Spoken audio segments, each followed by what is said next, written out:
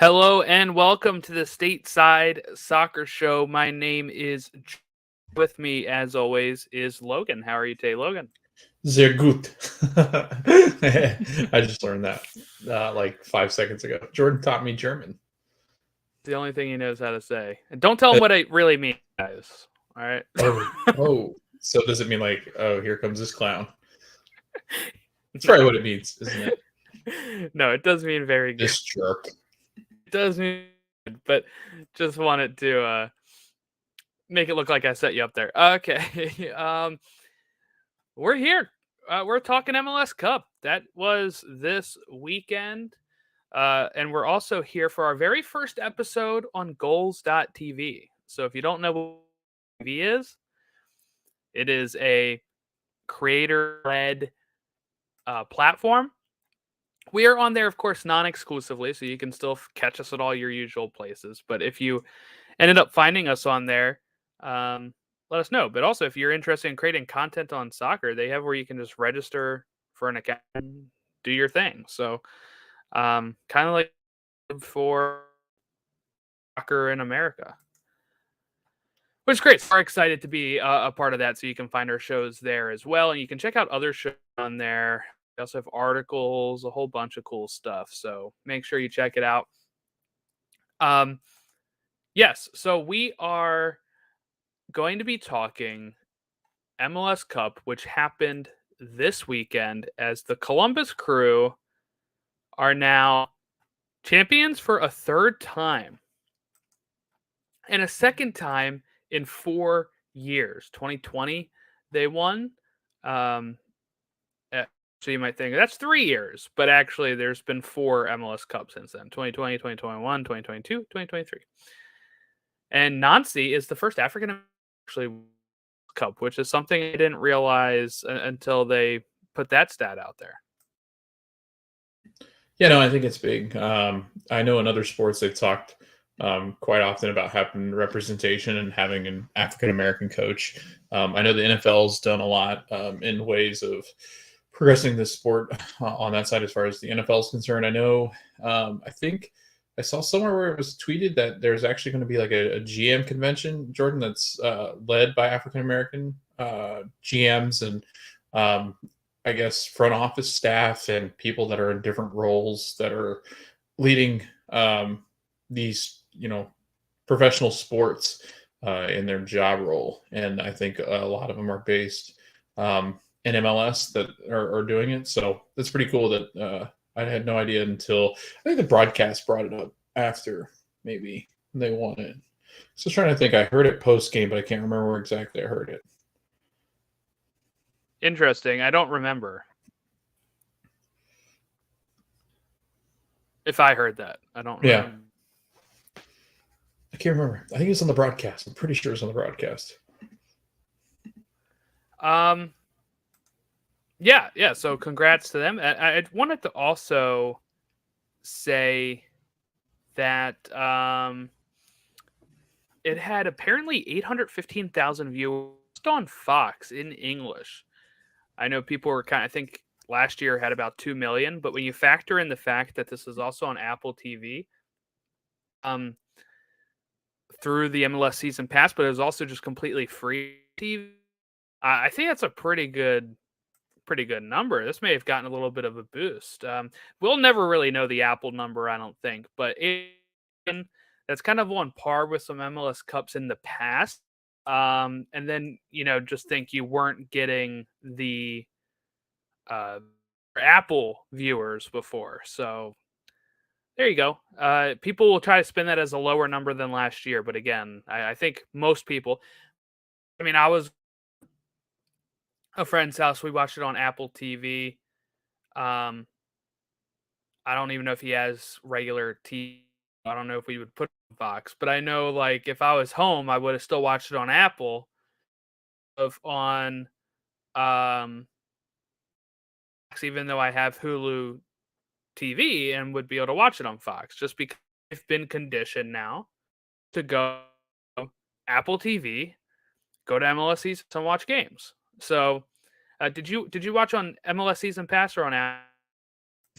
I did on Apple. Fox or Apple? Sorry. Apple. I tend to watch Apple. Um, I don't know. I've never really like Fox broadcast of soccer.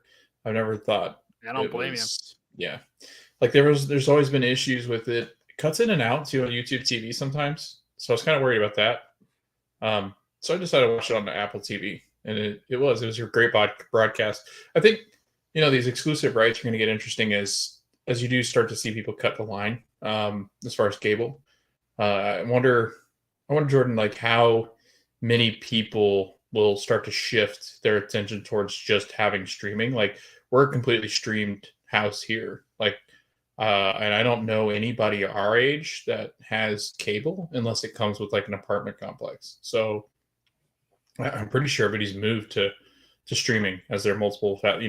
Now that everybody has a streaming platform, we just instead of spending that much on cable, we just spend that much on streaming services. So Spend more on streaming services probably.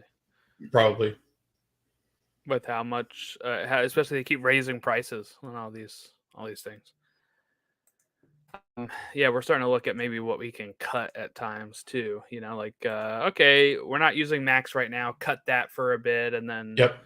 come back to it or something. But some of these will not survive. Like it's a very real possibility. They were talking of Paramount and Apple doing bundles.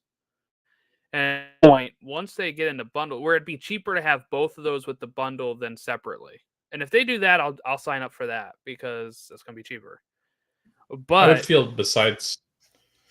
I was just gonna uh, say it would at some point Paramount Plus is gonna fail, and yeah, they're gonna they're just gonna sell their content again. When you look at how well Sony's doing, because Sony doesn't have a streaming service and they're just selling their content all over the place.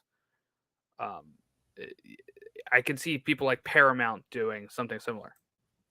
yeah, that was my thought too. And then I think you also have I think there's an elephant in the room when it comes to ESPN. I do feel like eventually that gets out of the hands of the Walt Disney Company. I think there's just so much loss in it.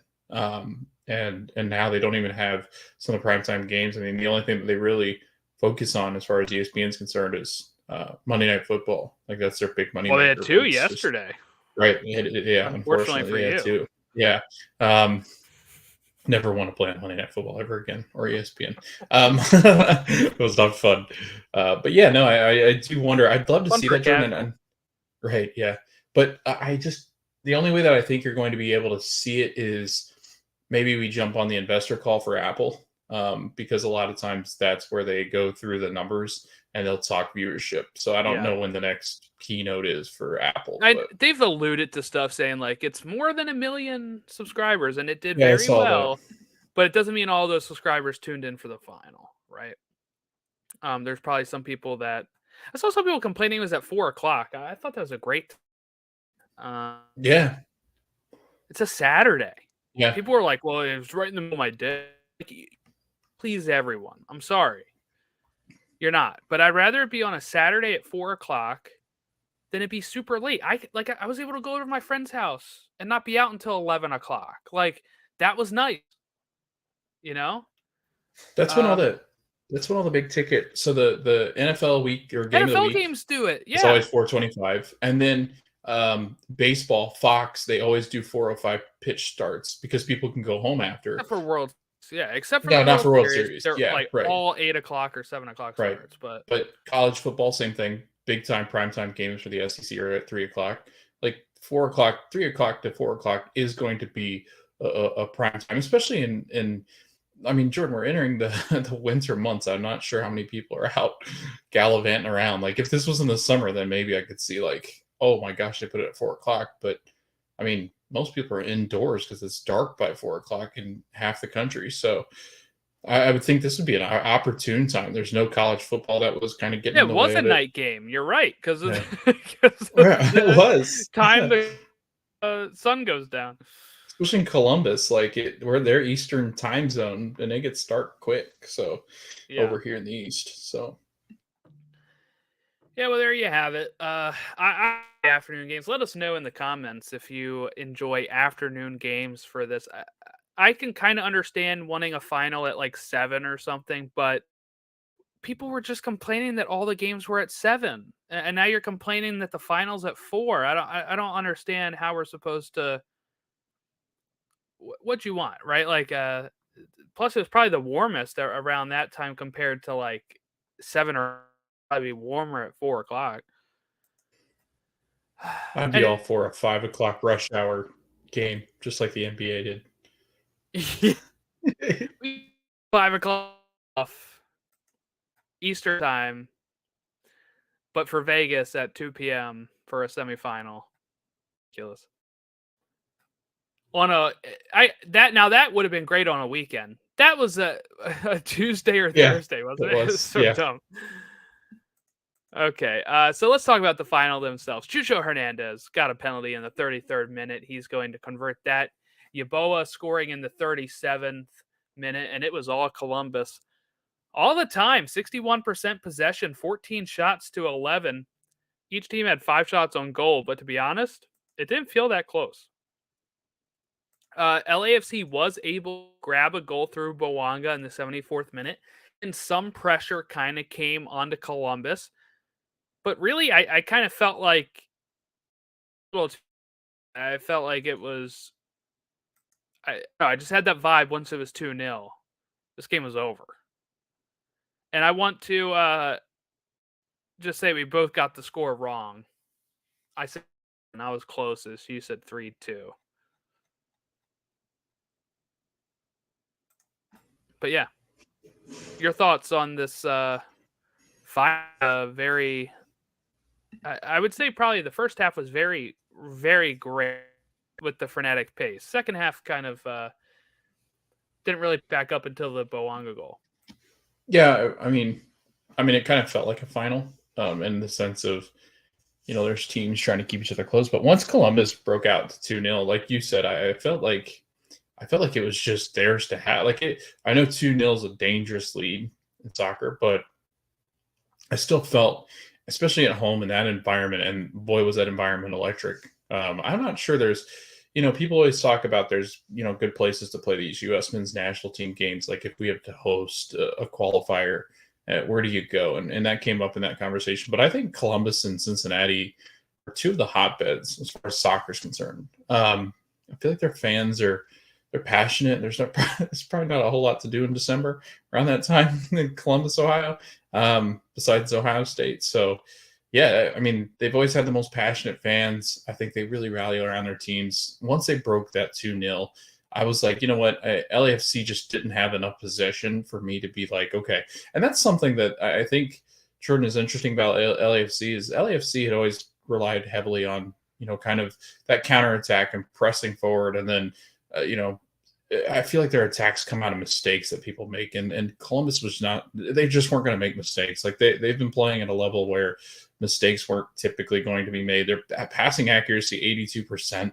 Like they were just hitting all their passes at the right times. They had the corner advantage 9-1. Like it just felt like a Columbus game that they were just going to manhandle. 4 of those, and they did. by the way, 4 of those were like before the first goal.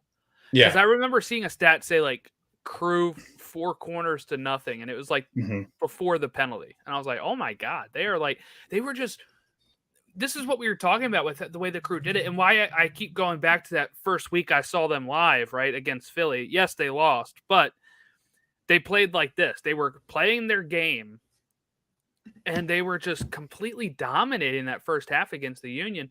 And then it turned into, just they weren't ready for the Nancy ball yet, right? And then now they've had a whole season of it, and they perfected it to the point of winning a title, and they played their game. They played their game. It was any other Crew game that you would watch this season where they're just pressuring, constantly on the ball. They want the ball. They're not going to sit back. They're going to take it. They're going to move it up the field. They're making great passes. The assist on the second goal by Amundsen was fantastic. This was pouring rain, and this ball he puts through to Yeboah was absolutely amazing. It was a lot of fun, especially the first half was a lot of fun, I would say, because before the penalty even, but then LAFC would get a little half chance, but then Columbus go right back down again. You're like, okay, if Columbus can score, if they can't find the back of the net, this will be interesting. Then the penalty happens, and then, the goal right after that happens, and you're like, okay, they've probably got this sealed. But I like that Columbus never really sat either. 2-0 up, and they're still to bury this team. So exciting about watching this Columbus team play. The more exciting is giving them back their circuit.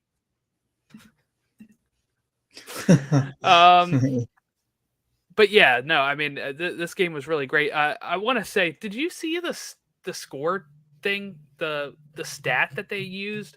We were making fun of it at the viewing party I was at. It was a stat that they showed 8 minutes into the game that said it showed kickoff probability of win for each team and probability of going into extra time.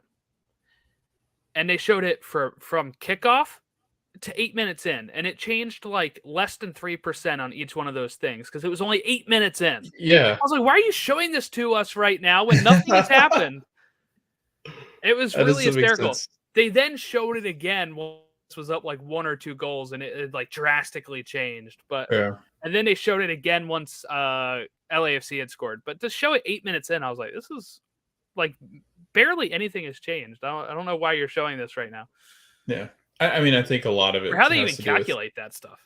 Right. And they do it with every sport, like win probability as it goes. But the reason why it exists is for bettors. I know a lot of people that bet those games. Soccer is difficult because it's so flip-floppy, especially early on. Like there's no, unless you're, honestly, that might be the best way to do it. Like if you are somebody that does gamble as far as sports, like that's the only way that I could imagine really wanting to do soccer, because it's such a game of momentum. And you can't really tell momentum because talent alone isn't going to, for a lot of the leagues, talent alone is not going to win, especially MLS. It's not going to do you any good. So I don't know. It is interesting that they were doing 8 minutes. Like, because were you watching Fox then? Obviously. No, this was on the Apple. This was on Apple. Yeah. I guess it was just completely. It was just like, it just dropped down from the score bug. So if you weren't paying attention to that, which I don't think they noticed it until I pointed it out, I was like, what is this stat here? It like barely changed. And that, and we kind of kept looking for the stat as it was going on. And every time that stat went up, we were all having a laugh. So it was a good time. See, not winning back-to-back years. I've said it's so tough to do it. We all kind of know how tough it is to win back-to-back championships in most sports, right? I mean, when's the last time that's happened? One of the Patriots? What sports? I don't think there's been a back-to-back champ in any sport in America in a bit. My bet would be the Patriots. Yeah, that's what I would guess, right? Because I mean, I feel like the NBA kept rotating at times. Yeah, because baseball hasn't had back-to-back since the Yankees, I think, in the late 90s. Yeah. I mean, maybe the Heat did do it. Yeah, but how long ago now? Or did the Warriors win back-to-back anytime soon? I don't know. Maybe you're right. Maybe the Patriots were the last back-to-back team. Because I'm trying to think now that let's see. The last time I see is probably the Warriors in 2017, 2018, which means it disappeared there. I have to look at NFL winners. Back to see is actually further back than for football too. Football, it goes back 304 for the Patriots, and then we Warriors. Did you say the Warriors? Warriors in 17 and 18. Yeah. But last time I think in any U.S. Football was 02, 03 or something with the Pats. MLS was I think we said 11-12 with Ducks here in one. And no, 11. And then hockey I'm not as familiar with, but I don't think they were back. Maybe the Lightning went back to back. I might just have totally made all this stuff up. But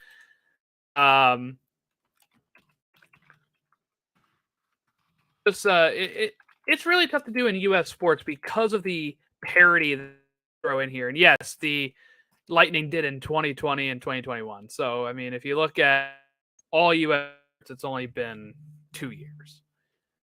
But still, I just ran through all of those sports, and it happens very infrequently over time. And LAFC had a chance to do something like that. They're actually the first MLS team to lose 3 1 season. That stat, people are making fun of that, but again, I'll take the Jim Curtin approach here. I'd rather be playing in finals than not playing in finals. Yeah, I'm sure that Toronto's feeling real good about the positioning that they're in. Like I'd much rather be in LAFC. Well, yeah, I'm going to defer oh, that you meant question Toronto to FC. later. Okay, Yeah, sorry. I'm going to defer that question. Yeah, yeah, no, I think for any sport, anytime, I'd rather be playing in finals. While it does suck to lose those finals, and I'm sure Philly fans can really speak to this because all their teams have finals recently. While it does sting, at some point, you have good memories. I know some people will debate me on that. At some point, you have good memories of the season as it led to that point, or of the cup itself. I had a great time watching MLS Cup, LAFC and in Subaru Park with all the my heart at the end, but it was a lot of fun. It was time. I got to see my friends Todd and Rich, and we got to have an enjoyable afternoon. And that whole season was still fun. It was more fun than this season where you don't even reach the final. Like so you can fun of LA losing 3 straight finals this season, but to be honest, I'd rather be playing in them than not. It shows how much chances they had to bring home a trophy. And speaking of LAFC, Chiellini is retiring. 39-year-old announced today that he is hanging it up. Yeah, he answered a question after the game, like, I'll have to take some time and talk it over. I mean, it's days, and they already had all this video ready to go. So I'm assuming he already probably knew in his mind that he was either way at the end. But he got to lift a couple here, so still a successful stint for Chiellini here in MLS. Yeah, I mean, I think he'll go down as probably one of the better international players to come over, just because defensively, I mean, you don't see a whole lot of international players come over that have had success in Europe, and I think he's one that definitely came over and made strides, and I think made this LAFC team a lot better, more formidable in the defense. They were a pretty good defensive team this year, which they had never really been that stalwart kind of defense, but I felt like there were times this year that they played really well. Maxime Crepeau in behind him, and I think it's time to move on. It's time to get younger. I think with LAFC, I think it's an interesting place that they're in right now, because I think they're going to have a lot of movement. I can't imagine Denis Bouanga being somebody that's going to stick around for much longer. I would say that Carlos Vela, I'm pretty sure, is done with LAFC. So they're going to have a lot of pieces that they're going to have to fill in. Kellen Acosta is not young. And I think ultimately they do. They've got some nice pieces, some supplemental pieces, but I think they're going to have to go out and spend some money, bring in some more DPs, and ultimately try to compete with Miami, because I think that's the kind of market that they're in, where they're the team that can be seen as the formidable bidding opponent. And with Chiellini gone, that's a huge staple in the middle of your defense in that back line that they're going to have to replace, and center backs don't really grow on trees. So, yeah, this is where it gets right. For LAFC, resign Vela. Is he gonna leave? You're losing Chiellini. Are you gonna be able to bring in the stars? Right? Because we know that they had brought they lost a few people to Galaxy when we're talking about general management and people that associate it with LAFC. Can the people that have taken over LAFC from there still draw that those people had, the same relationships those people had? Yeah, I saw some people speculate maybe Vela goes to LA Galaxy because some of those shifts. And I don't know if he would, right? But it's interesting. We never think sometimes about the side of stuff, right? Which could be a thing. He could say, "Hey, that's the guy I had a good relationship with at LAFC. I know he's trying to build something over there." Or he goes somewhere else, or he re-signs with LAFC. And that's the kind of thing now. Saw LA Galaxy go through this after they lost that core of Donovan, Beckham, and Robbie Keane. The same really since then. Okay, now you MLS Cup, you've won supporter shields, you've gotten to other finals, Club World Cup, all right, or CONCACAF Champions League. Can you keep some of the pieces you have, like Denny Bouanga, try to bring in again or find somebody to replace him, and find a way to make this team keep under Steve Cherundolo. Because it's not for sure Cherundolo is going to stay all the time. He's probably got prospects to actually go somewhere else too. So that's the questions we're going to have for LAFC going into next year. They will be more of a let's spend and rebuild with who their ownership is and the success. Feel like what the priority is, but I would have always thought LA Galaxy would have been the same way too. So it's kind of hard for me to completely count out a little bit of a fall from grace, but I think they'll kind of rebound and rebuild and kind of get back there again. Honestly, I think this might be the year that you look at them and say, even though they reached the final, it was a down year because of the placement in the West, and they might try to even rebound from that and be back up of the West again. I mean, I definitely don't see St. Louis being top of the league again. No, this league's there's too much parity in this league. And it's why it's so funny to do predictions and people will go after people for predictions.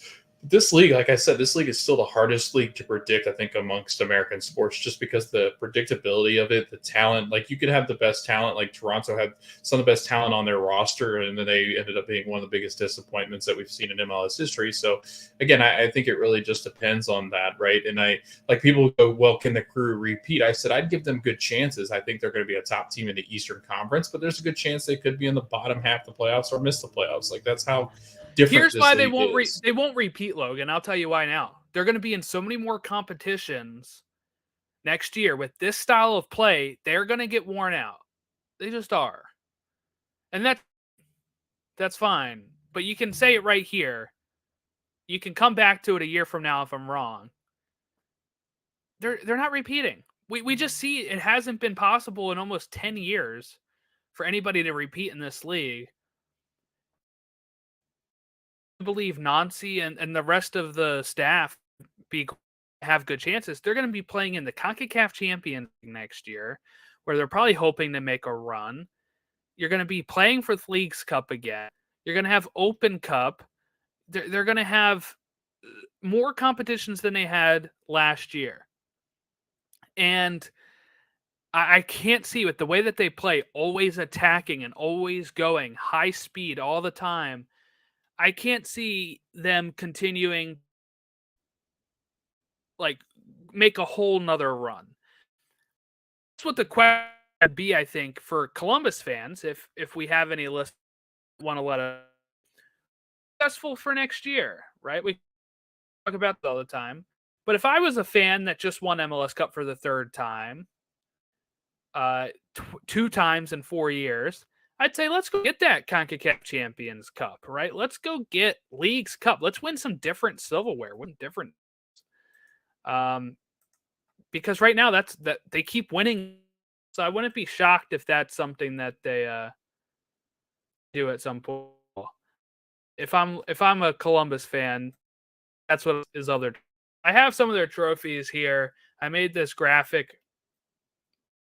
It's loading now. Okay, so they have 3 MLS Cups: 2008, 2020, 2023. They have 3 support: 04, 08, and 09.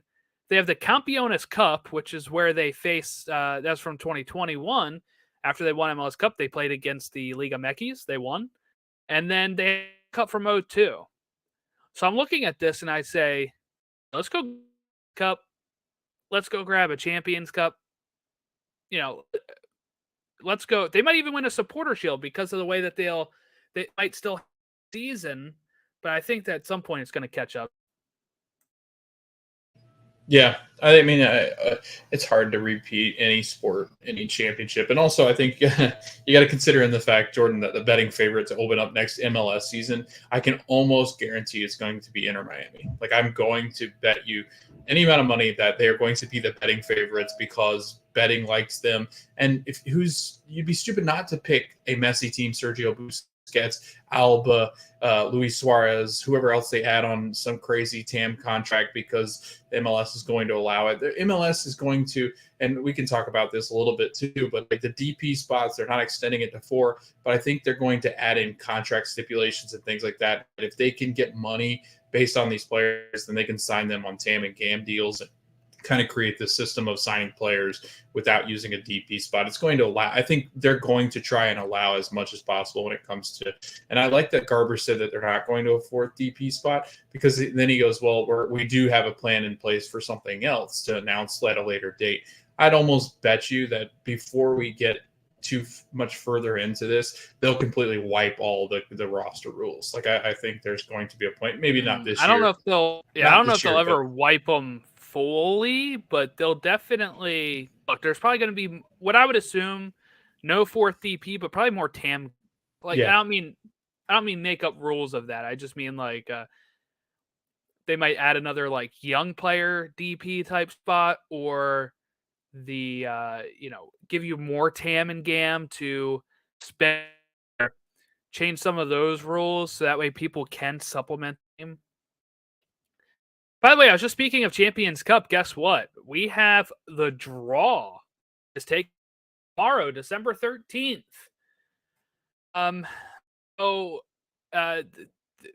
These are the teams that have qualified for it through MLS. Inter Miami because of Leagues Cup, Columbus Crew for being the champions.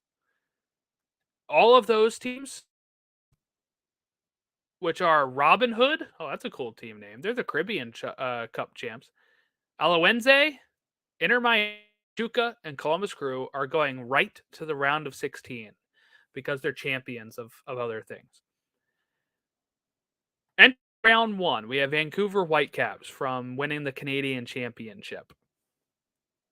Then you have Canadian Premier League teams, Forge FC and Cavalry FC. In the Caribbean Cup, we had Cavalier, a Jamaican team, and Mocha, a Dominican Republic team that qualified. Real Esteli, Independente, Herediano, Comunicasos, and Saprissa have also all qualified through the Central American Cup. Also in Leagues Cup, Nashville and Philadelphia Union have qualified due to their 3rd place and runners-up placement. Liga 5 berths, with it being Tigres, Toluca, Guadalajara, Monterrey, and Club America. 4 further spots with it being Cincinnati, St. City, Orlando City, and New England Revolution. And then an Open Cup berth for Houston Dynamo. So we actually have 5, 6, 7, 8, 9 MLS that have qualified for the Champions Cup this year in its new format and with the Leagues Cup qualifying and all that kind of stuff. So 9 teams. We actually have a pretty good shot, I think, at winning this thing. 9 teams. 9 teams. That's incredible. Miami, Columbus, Nashville, Philly, Cincinnati, St. Louis, Orlando, New England, Houston Dynamo. Make it 10 teams because Vancouver as well. So 9 American teams and 3 Canadian, but an MLS team. I'd say that's for some of our top teams too. I mean, as far as teams that are going to go in and add some talent. Crew should be good in it. Not like a fluke team, right? Right. Miami, of course, if they can have their stars play, they'll be good. Because they Leagues Cup. Let's not forget, this is not like they played just MLS teams. Nashville is usually solid defensively. Union is a solid team. Cincy is the Supporter Shield winners. Orlando was strong this year. Houston was a surprise team. The only team I have is St. Louis and New England. Really? Yeah, and those are safe teams to be, I guess, apprehensive of. Especially St. Louis. Like it'll be St. Louis. I just don't know if they're deep enough because they just started, right? Like that would be my concern there. Yeah, and once you start in these international competitions, it is not easy. It's never easy sledding for first year teams because they play a whole different style in some of these Caribbean and Central American countries that are competing. So, it'll be interesting to see what happens because I think imagine St. Louis the first time they have to go play in El Salvador in one of those countries. Mm-hmm. So those fields are always fun. Dogs running onto the field. I'll never forget that. It's like one of my first Champions League memories is watching, I think it was Saprissa, wasn't it? Against the Union? Was it Saprissa? I don't remember who it was. Yeah, I think it was because I went to the home leg of that. But yes, the away leg had the dogs, I think. Oh, that was great. And that field was, it's got to be it's a culture shock. For 100%, it's a culture shock. Round 1 is going to take place from February 6th through February 9th. We have, there are going to be 2 legs. So those are going to be the teams that are not entering the round. So you're going to have all the teams I just listed. And then they'll go up against the people that have already qualified in the round of 16. Games will take place in March. And then we just keep going. The final is going to be June 2nd. We know that so far. And remember, now we're going back to one-legged finals. We had a one-legged final, I think, for COVID. And then last year went back to 2-leg, I believe. And then, now we're going. They wanted a leg final, and I believe that's a Saturday. I think that was their plan, too, is like, hey, let's have this thing be really visible and not on it's a Sunday. So it's not going to be on like a random Tuesday, Wednesday night anymore, which is good. This is when you want your finals. And we kind of we were talking about basketball in the in-season tournament, which we'll talk about again in a little bit because there's a related story. But before, when it was a best of 7, you can't plan when the final game is. But at least with a cup competition, you can say the final is this date. And we're going to maximize potential to get more eyes onto it. With baseball and any hockey and basketball, any team that has a series, any sport that has a series fighting their championship, a final game 7 could be on like a Tuesday night, not draw as many viewers, right? Or it's a sweep and it ends on game 4 night. It's just how it happens. But at least with these cup competitions now, they're like, all right, we've rebranded Champions Cup. We've at final, and let's get it on a Sunday. Let's make this a big event. And I'm hoping it is. Yeah, I totally agree. Anytime you can put them on the weekend, anytime you can put them in prime time television. 4 o'clock. Yeah. But I think it's great. This competition is going to get more elaborate. I think it's going to get a little bit more complicated to win because as they add more teams in, as MLS starts to add more teams in, I'm really liking the direction that they're going with MLS. I think seriously, I think Don Garber's done a really nice job, and I think he's taken some notes from, and even soccer in general is taking some notes from what the NBA does, because the NBA seems to be always on the cutting edge of, let's try this new thing, and the in-season tournament was a hit. I mean, it really did feel like the playoffs, and I think, other sports are looking at that, and soccer's always kind of been like that, but I feel like MLS they got and it Garber, from soccer, and then, yeah, no, 100%. But I think MLS has always been kind of slow in how they do things, and I think Garber's he's taken it all into consideration. So I'm really excited about what he's seeing, and it's under his tutelage that we've gotten the Apple deal, and I think this partnership with Liga MX and kind of that understanding that this could be something much bigger. I know he talked a lot about like Apertura and Clausura, I think is what they call it, when it's splitting the season up into two. And he really is. He's considering it all. He's trying to see what works. He's asking teams for feedback. And I think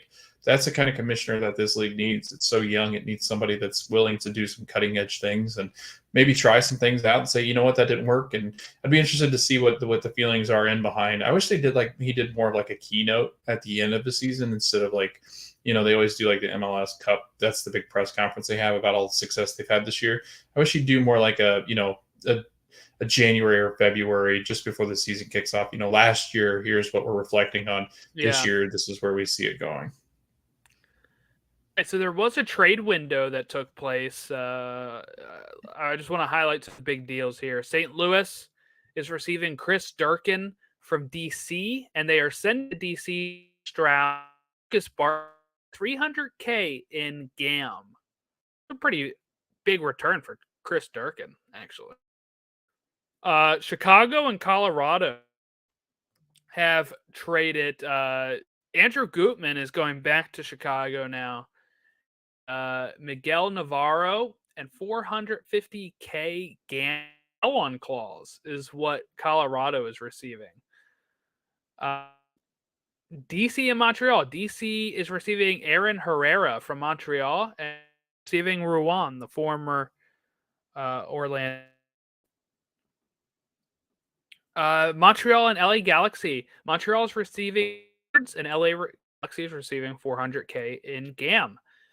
Austin is trading Nick Lima to New England, and New England $300K in GAM.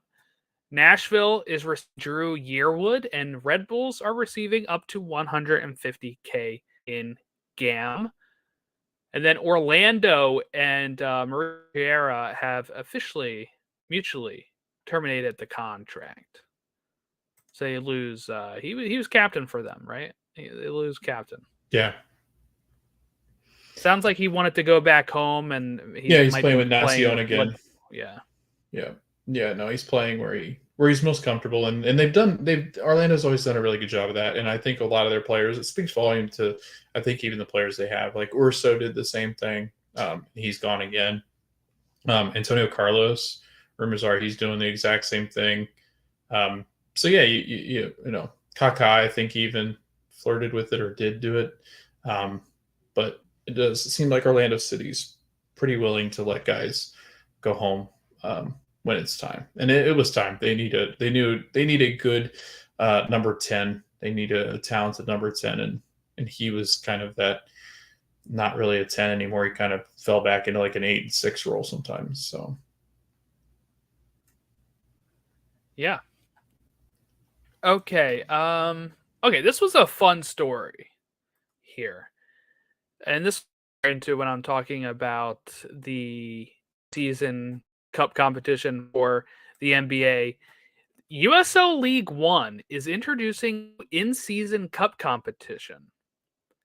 This is be a named cup competition, and it will integrate with a newly developed schedule for the USL League One regular season that aligns with leagues around the world. USL.com, by the way, so this is official. They're going to have an emphasis on goals. Goals scored is going to be the first tiebreaker in group standing, one of the 4 spots in the round. The 3 group winners will advance to knockout rounds, and the 4th playoff the award on group winners with the most goals scored in group play. Shootout drama. Matches that finish tied at the end of regulation will go directly to a shootout, with the shootout winners earning a point. Losers will still earn 1 point for the draw in regulation time. So similar to Leagues Cup. So they're kind of taking Leagues Cup, the NBA and season tournament, right? NBA season tournament had a highlight on points, right? And like points differential was what would get you through. This is like, okay, we're focusing on goals. Most goals scored is going to get you through. And if there's a shootout, you still earn a point. You get an extra point if you win it. There's going to be 3 groups. Each one has 4 clubs, and they're going to be built to emphasize regional rivalries. So the schedule in group play, each club will play 8 matches, 4 home and 4 away. Each club will play twice other in the group, plus 2 matches against clubs from a group on geographic proximity to complete the 8-game group play. Here's your groups. West Group, Central Valley Fuego FC, Northern Colorado Hailstorm FC, Union Omaha, Spokane Velocity. In the Central, Chattanooga Red Wolves SC. They have to change their name, by the way, because they lost a lawsuit to Arkansas or Arizona. Right? Where was it? Arkansas? I don't even know anymore. 1 Knoxville SC, Lexington SC, and Forward Madison FC. In the Charlotte Independence, Greenville Triumph, South Florida. The cup-winning club earned prize money and a new trophy to be unveiled ahead of the competition's first match day. Dedicated cup match days will be integrated throughout the U.S. League One schedule. 2024, the group stage will kick off the weekend of April 27th and finish the weekend of 31st. The cup final will be held on September 29th, with no other one matches taking place. Over the next few years, the USL aims to grow the cup comp, including the integration of other leagues and exploration of additional innovations geared towards the fan experience. What is your thought about an in-season cup competition for USL League One? Gotta get into USL League One now. I gotta start watching. What are they on ESPN? Are they on Paramount? Are they part of the deal? They're going to be part of the Paramount deal, I believe. I imagine this will be. Yeah, they think a deal, I don't think, but from what we heard, Ben League One are supposed to go to Paramount, but I believe that's not going to be all of the game. Rumor is the rest of the games will be on ESPN Plus. So a little bit of both, but I don't know how they're going to package this cup. Yeah, now I'd be interested to see how this tournament goes and that emphasis on a goal total, because that's the way the NBA went, was point differential, and teams were blowing up other teams. It was kind of fun, which they don't. I had a friend say that didn't like that the points like mattering, and I was like, yeah, it'd be crazy. It'd be kind of like if you had goal differential in soccer. Oh wait, yeah, you do.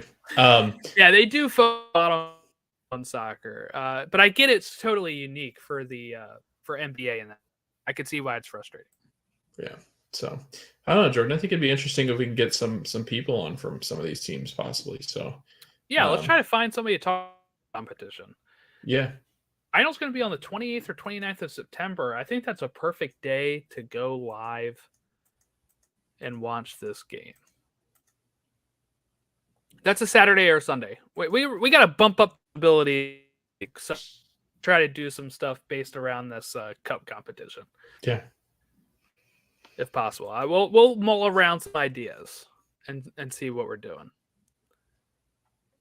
But I think it's exciting. I do think it's exciting because, to be honest, these USL League One teams not go far in the Open Cup. Need some other competitions to get. You know, if you're USL League One team, what you're rooting to win the league, and then if you can't, that's it, right? Like, give us something else to play for. Exciting. And I really wonder what they mean by giving options for other leagues to come in. Do they mean like USL League 2? They mean USL Championship? Or are they going to be like, hey, NISA, you want to do this? Or hey, MLS, you want to join? Or, like, what is the idea here, you think? Do you have any? Yeah. I would assume like League 2. Yeah, and I it would kind think of be like, do you know the competition in FIFA? It's like the Painters Trophy, and it is us League 1 and down are in it or something. I wonder if it's something like that. Yeah, I would say so. Like, I would think it would be them. Even like a League 1 might even be like the top tier, and they might ask League 2, and then they'd ask teams underneath it, maybe semi-pro if you guys want to play. That'd be fun, huh? It would just be a lot of teams that it would basically be like FA Cup without the Giants. So, and not the San Francisco ones or Tokyo, or Oscars Giants. But yeah, I think it would be cool if they could do like a Painters. I think it's called Painters Trophy. It used to be. I don't know if it is anymore. But no, that would be a blast. I think having these teams play against each other in meaningful games and giving them the opportunity to develop, but also playing kind of these tough situations where they could possibly get some momentum and gain some confidence, and then have to go into US Open and try to win those games. And what I also like about this is let's create our own culture. And I know people say, well, it's just like these cup competitions are everywhere in every league. But what I mean is USL League 1 doesn't have a lot of history, like in the sense of, I don't know. I think this will help get more eyes on it. I think having something else cool and like building why some people should I'm thinking how I'm trying, I'm saying like it's not a very visible league, and the fact is there's not a lot of stuff to really play for in that league, and being able to have another trophy on there that maybe you can build some history behind part of the thing, a good idea. I also would love to see League 1 expand. They're at 12 teams. While they'll probably, like they said, allow more into this cup competition, I would also like to just see one expand a bit more as such a lower level team, lower level league. But it does have like a team cup competition. But hopefully, like this, their wording in this is that this competition is built, like this cup is a scalable platform. Ambition is to include leagues, clubs from other leagues in the future. There are so many across our country and our region. We believe this competition can be a catalyst to bring many of them together to grow the game and create a unique and amazing experience for players and fans everywhere. At this point, I'm going to have to look to see if I can get out to one of these cup games. That'd be fun. Just which would be the closest? No, expand. Richmond. Yeah, Richmond I was going to say Richmond Kickers would be the closest, wouldn't it? And it's still a hike. Yeah. I know my parents, I believe, went to a Forward Madison game because my mom sometimes has to take trips to Madison. And I got my dad like a Madison scarf before. It's a very unique branding. I really like their branding's great. Yeah. Yeah. I remember their kit that they released. I think the first year we were covering it. Yeah. They got to get in the championship, man. Come on. Move that. It's a good area too. Madison's a great area. Yeah. I was. I remember when I went to your wedding, I was kind of looking up like, how far is the? Yeah. Do they play? It's a great town. Yeah. Great. Sadly, didn't have time to go to a game then. You could have just skipped the wedding, whoever's wedding it was. Kind of had an important event to go to that day. Unfortunately, I'm just kidding. Mean. All right. Well, I guess that about wraps us up. A little shorter today. Not too much to actually talk about, to just one game. But look, we're going to take, I think, We're going to take some time. I don't think we're going to take like a lot of time off, but fun episodes coming up. I'm going to put out the call for this stuff now because we're going to record a few of these in advance and just kind of spread them out over the holiday because Logan and I have actual lives and families as well. So we have to go see them. I do. I don't know. I'm speaking on Logan's behalf here. I've got lives and busy fans friendly stuff. Whatever you just said. So here's one of the things we want to do. Definitely Mount. And I seen that Jimmy Conrad just mentioned this on Twitter the other day too. He said about Nagby. I know people thought maybe we would talk about that a bit on this show. But I'm maybe saving it for Mount Rush discussions. Yes, Darlington Nagby has 4 MLS wins, 3 different teams. He is one of the midfielders in Major League Soccer. Our talk in the coming weeks here is going to be who makes the MLS Mount Rushmore? And if you send us in your thoughts, qualification, is it just on field? Are you adding in on-field and off-field, like a Beck or Messi of like they did a lot for the league already? Or are you just focusing on goals scored, stats, cups won, defensive stats, all that kind of stuff? Let us know what your MLS Mount Rushmore 4 faces, right? Mount Rushmore is 4 per. For that, send us your thoughts. We'll bring 4 of our MLS Mount Rushmore and we'll discuss it over, and we'll release that around the holidays. Another episode idea we're going to do, so make sure you get these into Apple TV. Give us your score. How well did they do in their first year? What more do you want to see from MLS Apple TV? And then another thing we're going to do is report cards for the teams. How did their season go? We're going to look back at a successful season. Did they match that? Let us know if you're a fan of a certain team and give us your ratings and report card for your team's season. So those are like the next 3 episodes we'll probably have for you over the next few weeks here. And then let's also do another. Let me write this one down. What are we looking to? Almost like a 2024 New Year's year. We'll figure out what that means, but I'm going to write that down as an idea. I don't know if we give teams resolutions or something that we want to see some of this stuff do, but what we're excited for in 2024. But we have a few ideas we're going to do. We're not going to leap right in to the previews for 2024. I know the preseason starts in January already. Jesus. But that's what we're planning.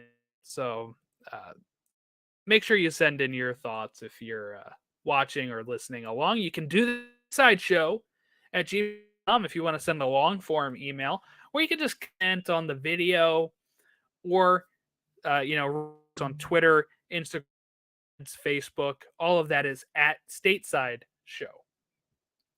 Want to add look?